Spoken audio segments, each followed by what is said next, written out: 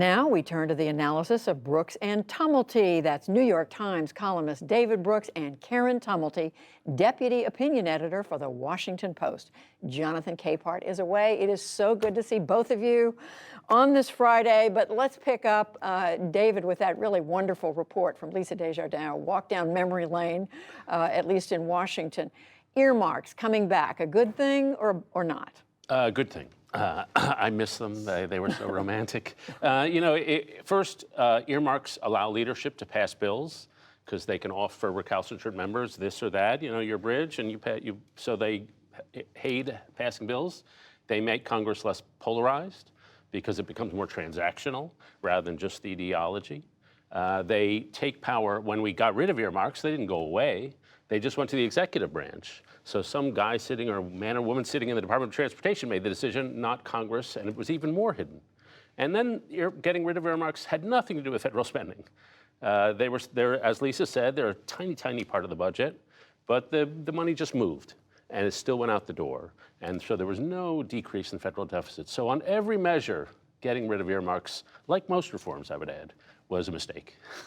A mistake, Karen? I think so, too.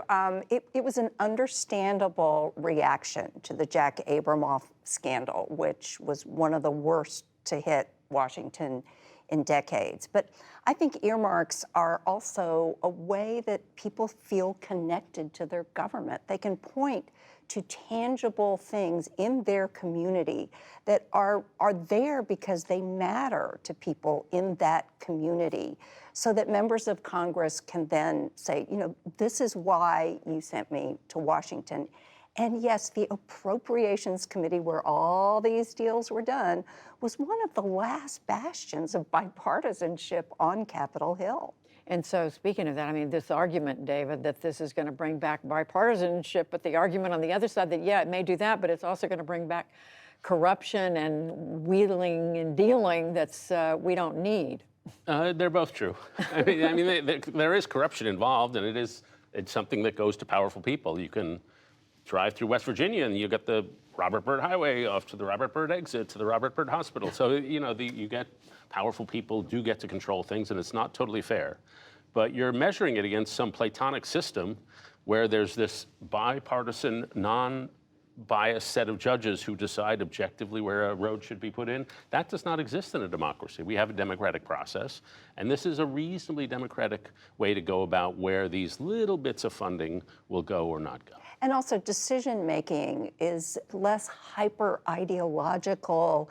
Its politics has become so nationalized that I think that is really one of the problems with our system now.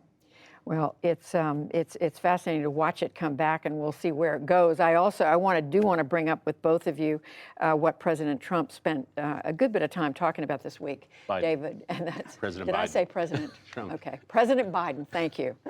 Spent time talking about this week, and that is his decision to pull U.S. troops out of Afghanistan now. He made the argument again, David, this is the right thing to do. The Afghan leaders ought to be able to run their own country.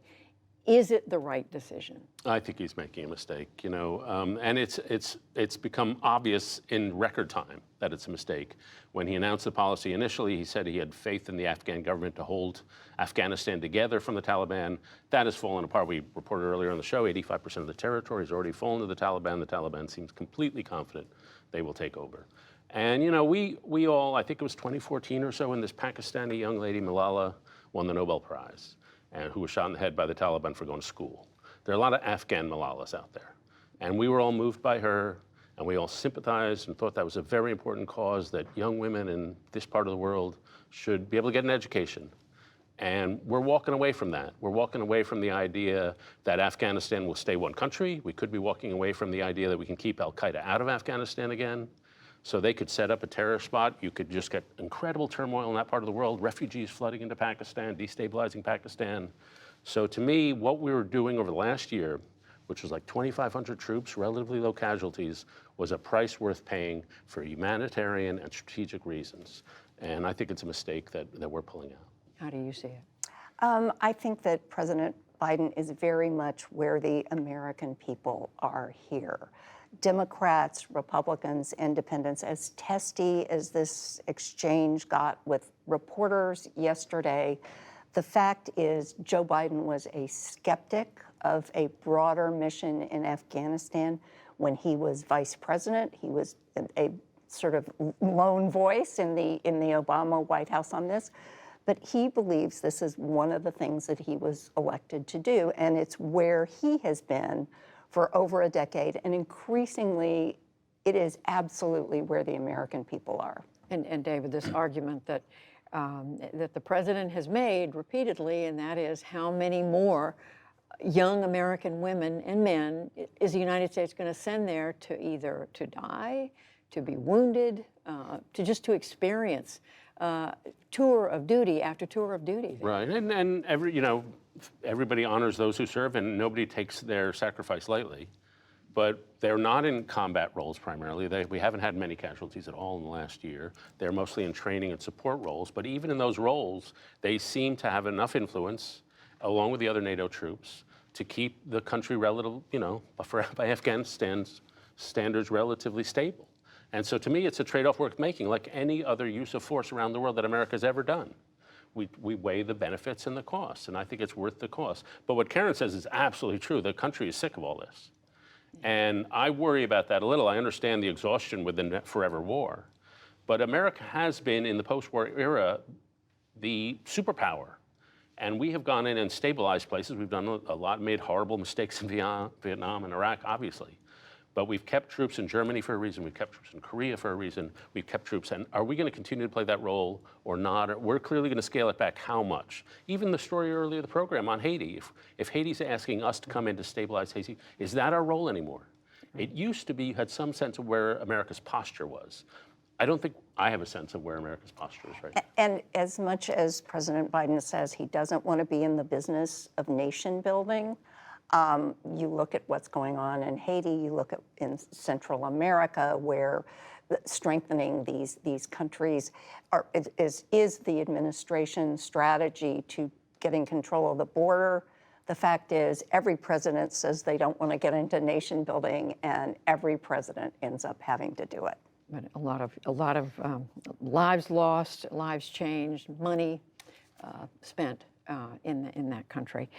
Bringing it back home, New York City had its primary elections a couple of weeks ago. We now know who the Democratic winner is. He's Eric Adams, David, former police captain, not the most progressive, not the most liberal in the race, and he only won by, what, 1 percentage point. But what does it say that he won, given his background? Well, it used to be you could tell how somebody was going to vote by their income levels. That's less predictable now. It's education levels. And so the Democratic Party, the way this shows up is you have sort of 3 wings of the Democratic Party, and it showed up in the presidential, and it's interesting to me it showed up in New York, just to say. You've got the more moderate African-American, Latino, some whites, moderate whites, and they tend to go for the Joe Biden, Eric Adams candidate, who's more moderate. Then you've got the young, college-educated professionals. They tend to go further left. They went to Maya Wiley. And then you've got the upscale, little older professionals who go for the candidates the New York Times endorses, which in this case with Catherine Garcia. And so the good government candidate. And so it's interesting that these 3 demographic groups pick 3 different kinds of candidates, and it happened in the presidential race. It's happening in New York. I imagine it'll happen in other Democratic races. Of course, this is a good news, bad news thing for Eric Adams. Congratulations, you won. Now you have to be mayor of New York. But I do think that this also was the biggest experiment that we have seen yet in ranked choice voting, where you don't have to just pick a candidate. You can express your preferences. And as much as the New York City Board of Elections tried to screw this up, it worked the way it was supposed to, which is that the coalition building candidate who could sort of reach beyond a narrow slice of the electorate won. And so now he's got to deal with what appears to be the primary issue on people's minds in New York City, which is crime. And is this sending a message, though, David, to come back to the question about he's not the most progressive candidate. He's not for defunding the police. In fact, far from it. Does it send a message to Democrats more broadly? Yeah, I think so. I mean, the most vocal part of the Democratic Party is the college-educated younger people who are more left-wing than the party. And if you go on my Twitter feed with all my progressive friends, there's not many pro-Biden people on my Twitter feed. They're all further left. And so the Democratic Party has to remember that basically America and even the Democratic Party is not the Upper West Side, it's not Soho, it's not the West Village. It's Canarsie, it's Bed-Stuy, it's Sunnyside in Queens, it's the South Bronx. And those are places where A, they're actually sending their kids to public schools, so they actually care quite a lot. B, it's not as safe as the Upper West Side. And so they're dealing with crime. And so the party has to remember that real life is not Twitter, real life is not even the activist base. That's something all parties have to remember, and this election is a reminder of that. Wait a minute, real life is not Twitter. We're going to, but Karen, does it send, is this just a New York City unique story, or does it send a message of some kind to other Democrats? Normally, I would say be very, very careful about taking anything from New York City politics and trying to apply it nationwide. But in this case, you talk to Democratic leaders all over the country, they are very, very nervous about how the issue of violent crime is going to play for their party in what was already shaping up to be an incredibly difficult midterm election season. And we see President Biden wrestling with that right now. He's had a couple of conversations about it, and David, we understand he's going to be having more to say about it next week. Yeah, and of course it's an issue he has long and a controversial past of that. For sure, for sure. We are so glad to see the two of you, David Brooks, Karen Tumulty. Thank you very much. Thank you. Great to be here. Thank you.